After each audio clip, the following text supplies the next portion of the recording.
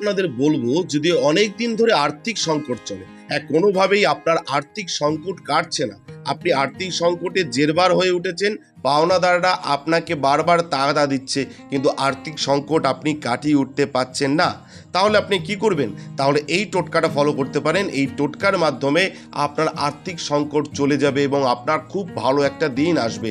তাই এই টোটকাটা পুরো জানার আগে যারা আমার ভিডিও প্রথম দেখছেন তারা অবশ্যই একটা লাইক করে দিন, শেয়ার করে দিন, কমেন্ট করে দিন এবং অবশ্যই আমার চ্যানেলটি সাবস্ক্রাইব করে দিন, যাতে সবার আগে আপনার কাছে পৌঁছে যায়।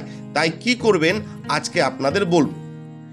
যেখানে টাকা রাখা হয়, আপনারা যেখানে টাকা রাখেন সেখানে 7টি শুকনো লঙ্কা একটি সাদা কাপড়ে মুড়ে রেখে দিন।